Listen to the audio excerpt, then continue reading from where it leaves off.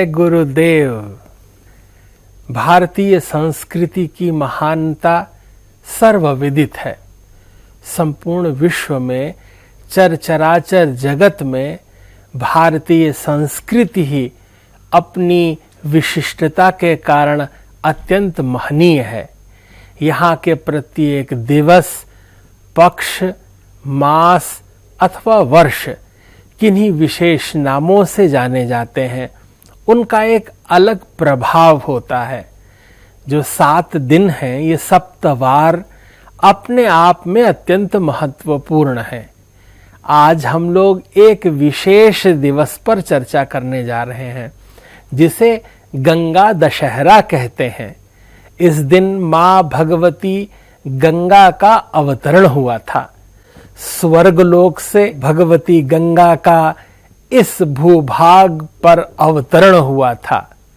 भगीरथ जो एक श्रेष्ठ राजवंश से हैं, उन्होंने अपने पूर्वजों के तारण के लिए अखंड व्रत किया, तपस्या की, अर्चन वंदन किया और माँ भगवती गंगा को प्रसन्न किया। माँ भगवती गंगा इस धरा पर आने के लिए तैयार हो गईं, पर उन्होंने कहा कि मैं जब इस धरा पर आऊंगी तो मेरा इतना अधिक वेग है कि उसे कौन धारण कर पाएगा। यह धरती तो रसातल में चली जाएगी। भगीरथ ने कहा, माँ आप ही उपाय बताएं, कैसे और किस उपाय से आप धरा पर बह सकती हैं। तब विष्णुपदी गंगा जी ने यह बात कही कि मैं देवलोक से जब इस धरती पर आऊं तो केवल शिव जी ही एक ऐसे महादेव हैं जो मेरे वेग को धारण कर सकते हैं। तब भगीरथ ने भगवान शिव शंकर की अर्चना, वंदना और पूजा की। ओम कल्पांत क्रूर केलिः कृतु कदन करः कुंद कर्पूर कांति क्रीडन कैलास कूटे कलित कुमुदिनी कामुकः कांतकायः कंकाल क्रीडनोत्कः कलित कलकलः कालकाली कलत्रः कालिंदी कालकंठः कलयतु कुशलम कोपि कापालिकः कौ। भगवान शिव की अर्चना वंदना करते हुए जब भगीरथ ने भगवान शिव शंकर को प्रसन्न कर लिया और शिव शंकर जी ने कहा, वरम ब्रूहि, आप वर मांगिए। भगीरथ ने कहा कि भगवन माँ भगवती गंगा स्वर्ग से धरा पर जब अवतरित हों तो आप उन्हें थाम लें। भगवान शिव मुस्कुराए। उन्होंने कहा कि मैं अवश्य ही गंगा जी के वेग को धारण कर लूंगा।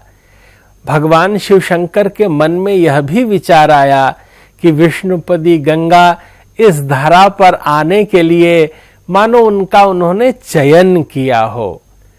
गंगा जी स्वर्ग से धरती पर उतरी और शंकर जी की जटाओं में इस प्रकार आकर घूमने लगीं जैसे किसी कड़ाहे में कोई तरल पदार्थ घूमता हो और नीचे जैसे भट्ठी जल रही हो, उसी तरह शंकर जी के तीसरे नेत्र की ऊष्मा से गंगा जी प्रभावित होने लगीं।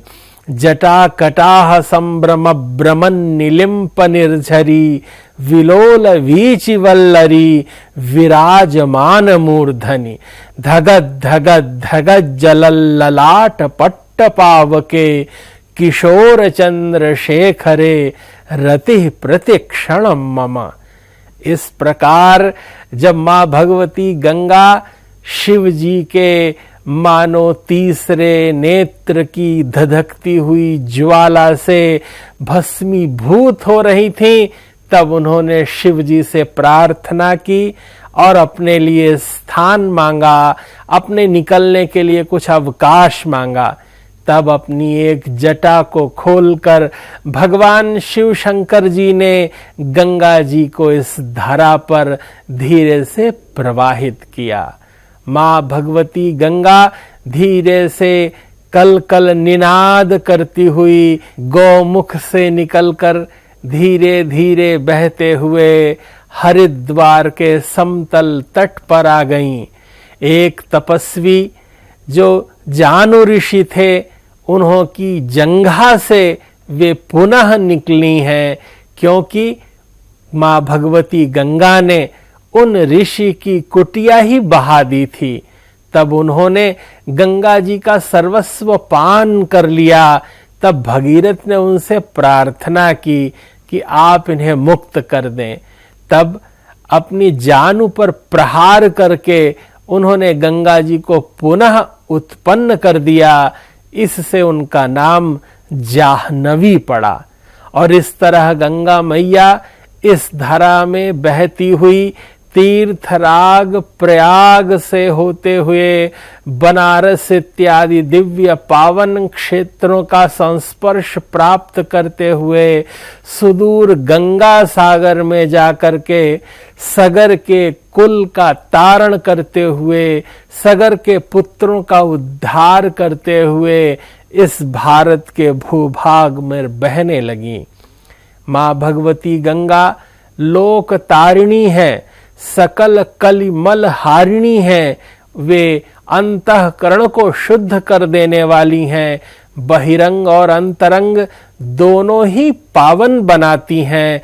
और न सिर्फ इस धरा पर जीते हुए व्यक्ति का उद्धार करती हैं, अपितु प्राणांत शरीर की जब राख भी गंगा जी में मिल जाती है, तब मुक्ति के द्वार वे कपाट खोल देती हैं। माँ भगवती गंगा का जन्म इसी गंगा दशहरा के दिन ही माना जाता है। यह लोग कहते हैं कि ज्येष्ठ शुक्ल दशमी के दिन माँ भगवती गंगा का अवतरण हुआ था।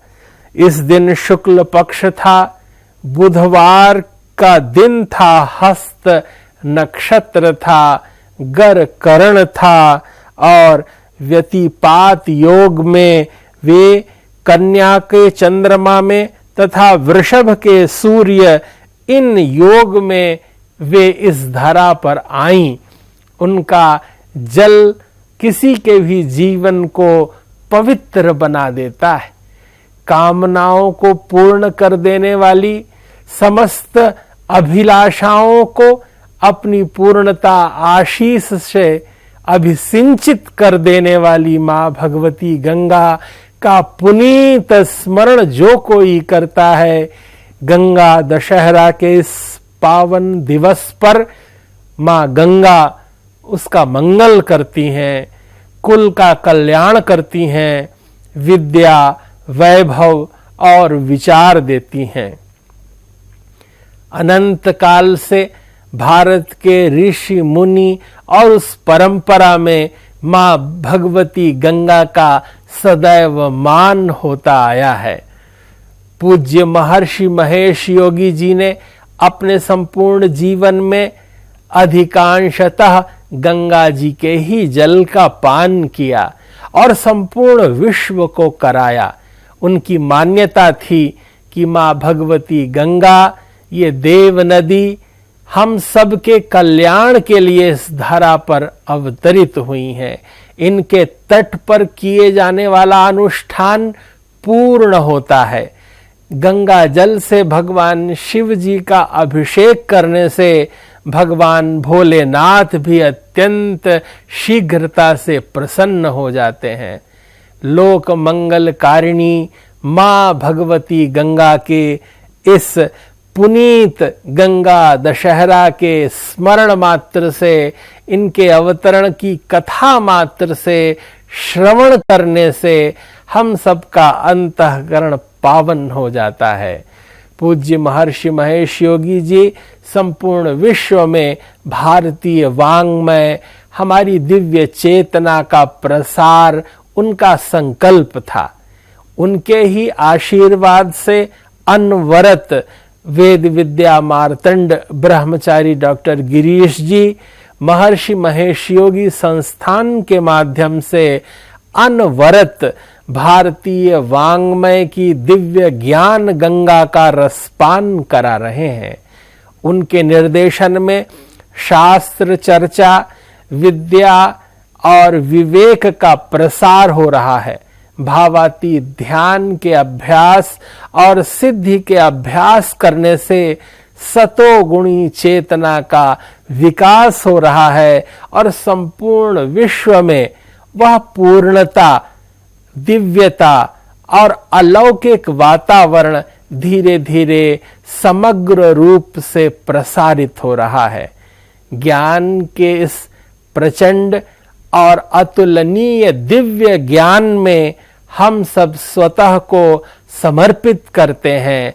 दैवीय सूर्य जिस तरह संपूर्ण भुवनों को आलोकित करता है, उसी तरह मां भगवती गंगा, उनका दिव्य नीर हम सबके पाप समूहों का प्रक्षालन कर देता है।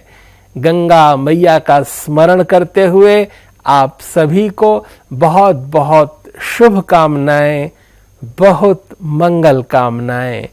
जय गुरुदेव, जय महर्षि।